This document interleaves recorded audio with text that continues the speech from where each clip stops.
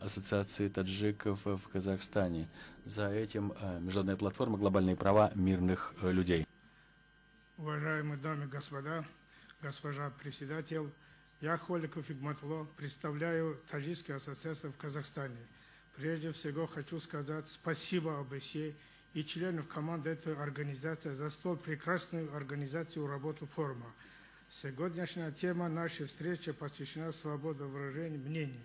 И вот я хочу передать слова таджиков, живущих в Казахстане, о том, что мы не согласны с тем, что авторитетная организация ОБСЕ, цель которой обеспечение мира и безопасности в регионе, приглашает для участия на своем совещании членов террористической организации партия Исламского Возрождения, которая называет себя еще и оппозицией. Больше всего удивляет, что сегодняшняя мировая политика систем дошло до того, что преступники и террористы называют себя еще оппозицией.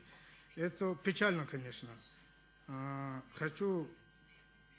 Хотя каждый из нас тут присутствующих прекрасно знает, что представляет собой оппозиция. Оппозиция – это различные политические партии, движения и другие объединения граждан, не поддерживающих политику институтов государственной власти.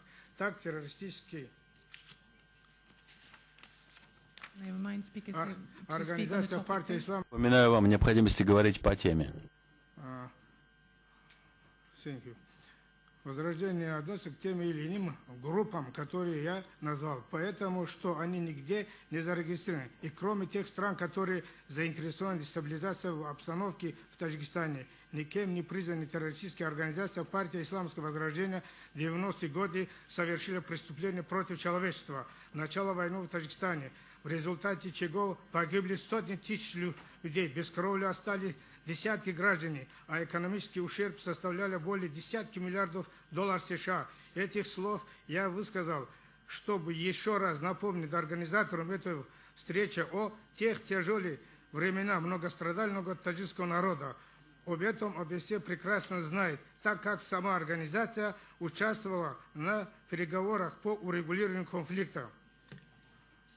Thank you. Спасибо. Could you please stay on the topic? Прошу вас не отходить от темы. Слово предоставляю